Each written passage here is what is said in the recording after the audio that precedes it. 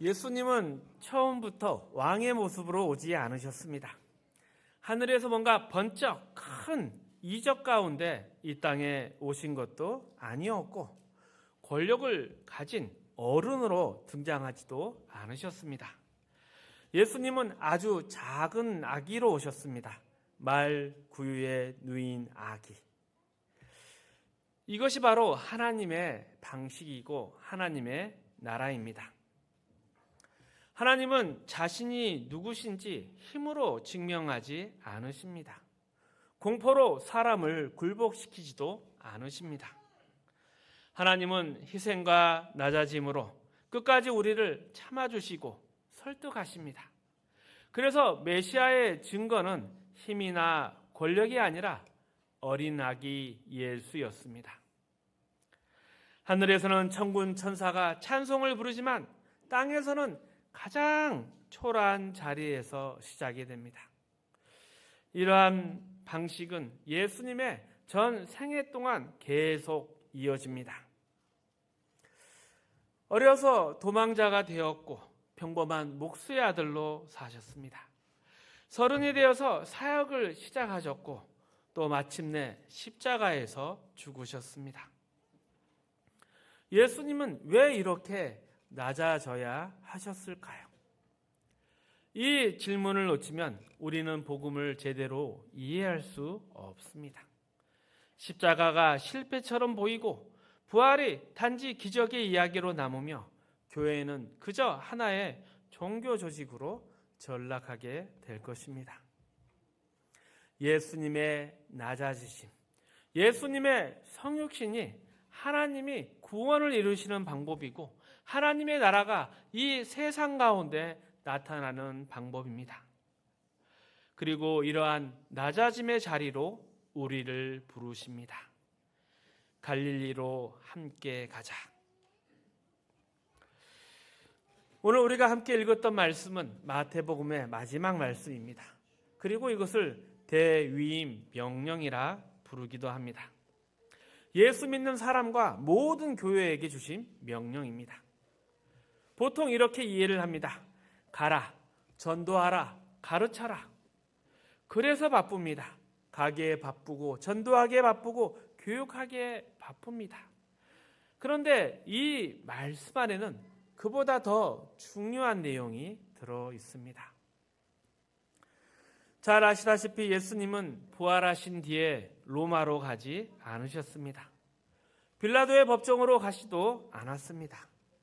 갈릴리로 가셨습니다. 예수님은 자신을 반대한 사람들 앞에서 자신을 증명하려 하지 않으셨습니다. 자기를 못 박은 권력자들에게도 또 자기를 거부한 종교 지도자에게도 나타나지 않았습니다. 오직 자기를 따르던 제자들에게만 나타나셨습니다. 그리고 그 이유는 교회를 세우기 위해서였습니다. 갈릴리에서 제자들을 만나 말씀하십니다. 먼저 하늘과 땅의 모든 권세를 내가 가졌다. 예수님은 이제 고난받는 종이 아닙니다. 예수님은 이제 십자가를 통해서 모든 권세를 가진 통치자이십니다. 그러기에 이 대의 명령은 부탁이 아닙니다. 왕으로서의 선포이며 통치자로서의 명령입니다. 그리고 모든 족속, 이제 하나님의 백성은 유대인만이 아닙니다. 할례나 율법이 조건이 아니라 예수 그리스도의 십자가가 기준입니다. 그래서 세례도 아버지의 이름으로만 주지 않습니다. 아들과 성령의 이름으로 함께 줍니다. 내가 너희에게 분부한 모든 것을 가르쳐 지키게 하라. 모든 권위, 최종의 권위는 사람에게도 세상에게도 교회에게도 있는 것이 아니라 오직 예수 그리스도께만 있습니다. 그리고 마지막 말씀, 내가 세상 끝날까지 너희와 항상 함께 있으리라. 이것은 약속이며 동시에 선언입니다. 예수의 통치는 변하지 않습니다. 끝나지 않습니다. 반드시 승리하고 완성됩니다. 그래서 이 명령은 열심히 해보자 이런 정도가 아니라 이미 통치하고 계시는 주님께 순종하라는 말씀입니다. 예수님의 부활과 십자가로 이루어진 이 완성된 하나님의 나라 안에서, 교회 안에서 살아가라는 명령입니다. 그리고 이 모든 것들은 예수님께서 잡히셨을 때, 신문을 받으셨을 때 하셨던 대답 안에 이미 예언되었던 것입니다. 우리 마태복음 26장 63절에서 64절 함께 읽어봅니다. 예수께서 침묵하시거늘 대제사장이 이르되 내가 너로 살아계신 하나님께 맹세하게 하노니, 예수께서 이르시되 내가 너희에게 말하느니라. 그러나 내가 너희에게 이르노니 이후에 인자가 권능의 우편에 앉아있는 것과 하늘구름을 타고 오는 것을 너희가 보리라 하시니. 예수님이 부활로 오셨습니다. 그런데 예수님은 모든 사람들 앞에 나타나 내가 부활했다 이렇게 증명하지 않으셨습니다. 예수님은 부활로 새롭게 생겨난 하나님의 백성들, 교회를 통해서 자신의 권능과 영광을 드러내셨습니다. 사도행전 3장입니다. 계속해서 함께 읽어봅니다. 제9시 기도 시간에 베드로와 요한이 성전에 올라갈 새 나면서 못 걷게 된 일을 사람들이 메고 오니 이는 성전에 들어가는 사람들에게 구걸하기 위하여 날마다 미문이라는 성전문에 두는 자라. 그가 베드로와 요한이 성전에 들어가려 함을 보고 구걸하거늘 베드로가 요한과 더불어 주목하여 이르되 우리를 보라 하니 그가 그들에게서 무엇을 얻을까 하여 바라보거늘 베드로가 이르되 은과 금은 내게 없거니와 내게 있는 이것을 내게 주노니 나사렛 예수 그리스도의 이름으로 일어나 걸으라. 지금 예수 그리스도의 권능과 영광이 드러납니다. 그런데 그 권능이 세상 가운데 드러나는 것이 아닙니다. 예수님의 권능과 영광이 예수님께서 다스리시는 영혼들 안에서, 교회 안에서 그분의 통치를 받는 공동체 안에서 나타나고 있습니다. 그런데 우리는 이것을 자꾸 세상에서 확인하려고 합니다. 어떤 선한 일, 어떤 종교적 행사로 세상에 자신을 증명하려고 합니다. 교회도 사람이 얼마나 모이는지, 건물이 얼마나 큰지로 교회를 드러내려고 합니다. 하지만 이것은 너무나 가난한 표현이라 하겠습니다. 기독교 신앙은 세상에서 말하는 윤리나 도덕의 수준이 아니라 죄와 사망과의 분명한 구별입니다. 십자가를 지시고 죽으시고 부활하셔서 세우신 하나님 나라에 속한 삶입니다. 그래서 우리는 하나님을 아버지라 부르고 십자가를 지신 예수님을 주님이라 부릅니다. 이 고백 안에 우리의 삶과 그 내용이 담겨 있습니다. 세상과 구별되는 가치가 담겨 있습니다. 모든 족속에게 가라. 이 말씀도 숫자 늘리고 영향력 키우라는 말이 아닙니다. 예수님의 통치를 드러내라는 말씀입니다. 그분의 나라에 속한 자의 삶을 보여주라는 말입니다. 그리고 이것은 모든 족속에게 주는 초청이며 동시에 모든 족속에게 요구되는 명령입니다. 이 내용이 사도행전 1장에서는 이렇게 표현됩니다. 8절 말씀 함께 읽어봅니다. 오직 성령이 너에게 임하시면 너희가 권능을 받고 예루살렘과 온 유대와 사마리아와 땅끝까지 이르러 내 증인이 되리라. 하지만 우리는 너무나 가는 일 그 자체에 치우쳐 있습니다. 물론 가는 것 중요합니다. 문제는 균형입니다. 여기서 말하는 권능이라는 것은 우리의 생각과는 다릅니다. 성령의 권능은 사람의 수를 늘리는 것이 우선이 아니라 예수님의 통치가 그 사람 안에 자리 잡게 하는 능력입니다. 두려워하던 제자가 증인이 되게 하는 힘입니다. 자기 중심으로 살던 자가 주님 중심으로 살게 되는 변화입니다. 말이 바뀌고 삶의 방향이 바뀌고 가치가 바뀌는 것입니다. 성령의 권능은 예수님이 주인 되시는 삶입니다.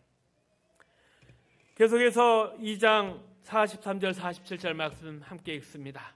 사람마다 두려워하는데 사자들로 말미암아 기사와 표적이 많이 나타나니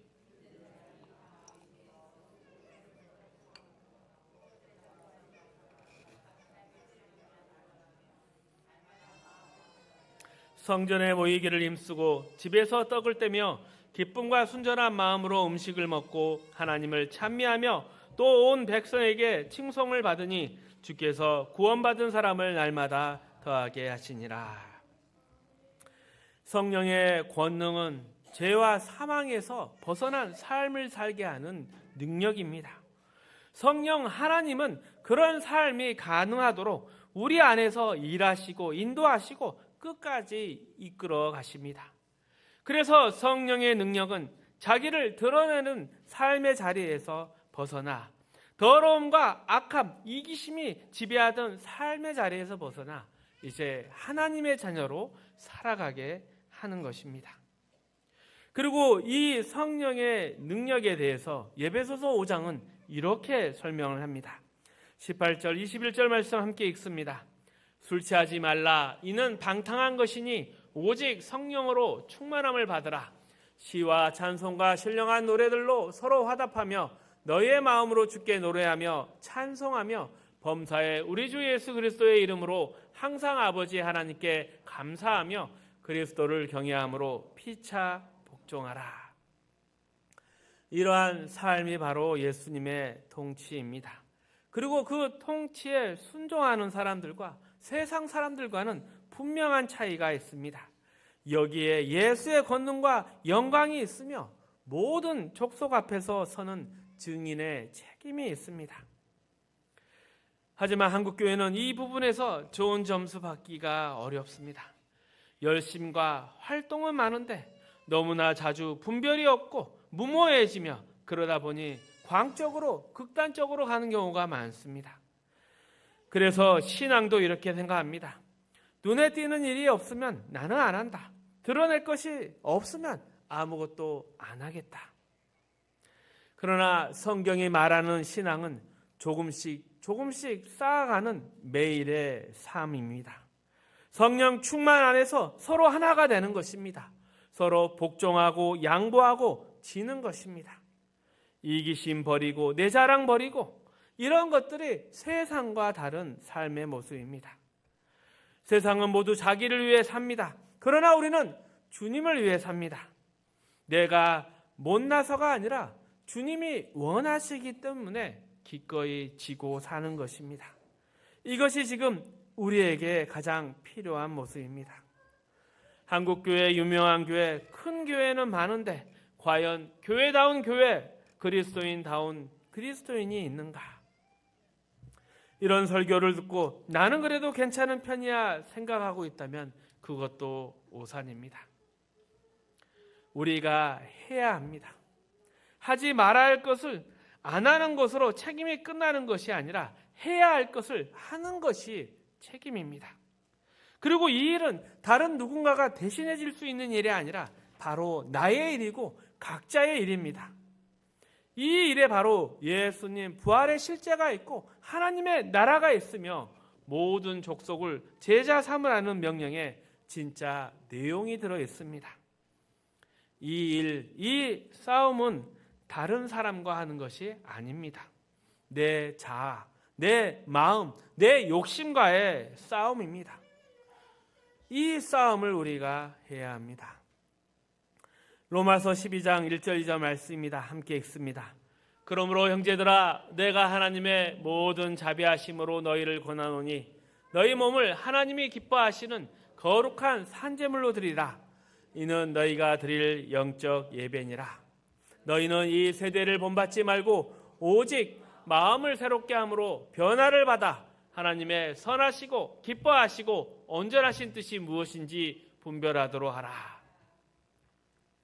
너희 몸을 하나님께 드리라. 이 세대를 본받지 말라.